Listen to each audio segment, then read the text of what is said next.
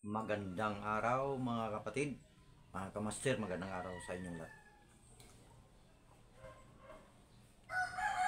Alam mo master na araw-araw ko talagang pinapanood itong nangyari na flood control na kontrobersyal kayo diri sa atong nasod, no? Pasalamat din ako ni Senador Marcolita sa ginampanan niya sa Blue Ribbon Committee at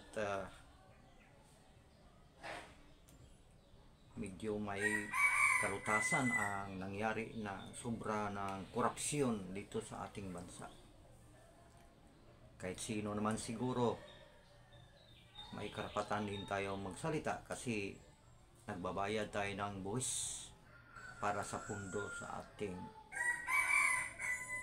sa budget natin, no? Pero mas pabor ako doon sa sinabi ni Idol Robin Padilla na yung flood control ay paubayan na lang natin dito sa EFP, sa Armed Forces of the Philippines. Kay maniwala ako na maganda ang trabaho. Kasi galing din ako dyan. Galing ako sa engineering before ako nagretiro. At garantiya ko talaga ang kagandahan o pulido na pagkagawa sa amin sa Armed Forces. Ako retired naman ako. Pero nakita ko kasi doon na ang gusto ni Idol Robin na parang ilipat sa Armed Forces ang flood control program sa ating gobyerno. Approve ako doon. Comment lang kayo kung approve ba kayo. Mas maganda. Kasi sa Armed Forces of the Philippines, sa Philippine Army mayroon tayong engineering. Sa Philippine Navy mayroon tayong engineering din. Yan ang tinatawag nila nga CBIS. Sa Philippine Air Force may engineering din. At garantiya ko talaga na pulido magagawa at walang korupsyon. Bakit hindi natin gagawin yan kung pwede nating magawa? Na katakot-takot na pira yan na nangyari o nawala sa ating kaban o pundo ng Pilipinas, na kung ilang-ilang tao lang ang nagpapasarap diyan sa ating pera.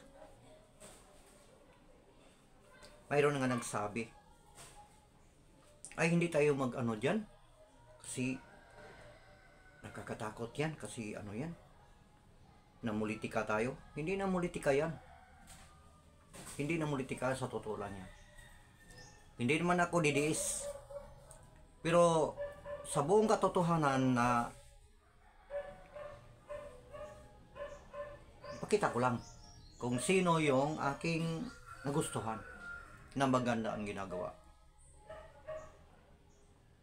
Pangit naman tayo na pumabor-pabor tayo sa mga tao na hindi rin magandang gumawa. Yan ngayon bilib ako dyan sa ginawa ni Senador Robin Padilla. Salamat sa iyo, Idol. Mr. Senador, salamat sa iyo. At nakita ko yung ano mo. Approve ako doon. Kaysa Armed Forces, napakaganda. Napakaganda. Ulitin ko, bago ako nagretiro, galing ako sa engineer ng GSQ Philippines. Pag kami ang nagtrabaho, talagang pulido. Nakakaroon ako ng project noon, naging IC ako sa aming seksyon. Nakakaroon ako ng project doon sa Stanza Cavite ata yun, sa Gawad Kalinga. Pero doon naman wala namang problema kasi nandoon na lahat, simento, bakal, graba, lahat nandoon na lahat. Pinapakita ko doon kasi ako IC kung ano katibay. Class A palagi ang masa simento. Bakal talagang ano yan, talagang kinaklase ko talaga yan. Kaya doon humanga sa akin, shout out sa iyo sir, si General Hungko, Philippine Air Force.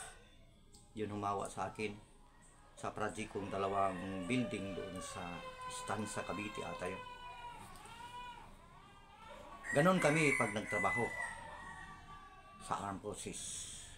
Talagang buong katotohanan. Kahit yung sinasabi na dugo at pawis ang aming iaalay para sa ating bansa. Ang ating mga kapatid na mga sundalo ngayon nga nasa kabukiran, shout out inyo lahat. Ingat tayo, ingat kayo palagi. Shout out ko sa aking mga kapatid na nandyan pa ngayon sa serbisyo sa Armed Forces. Sa lahat na naging boss ko sa Armed Forces, shout out sa inyo lahat sir. Shout out ko nila ni Gerald Espiron sir. Sila di lahat na daraanan kong kilala ko yan dahil gawa nito sa aircon section ako sa 11 ako ang mawak sa aircon technician sa 11 kaya halos lahat na chief of staff na daanan ko noon ay close ko talaga. Asawa ni General Espiron, ma'am, shout out sa ma'am. Si General Tre Francia sir, isa sa aking mga kadikit. Shout out sa iyo sir at si ma'am, shout out sa inyo ma'am. Sana maganda ang ating kalagayan. Yung close ko talaga si General Sison. Si General Marion Sison sir, shout out sa iyo.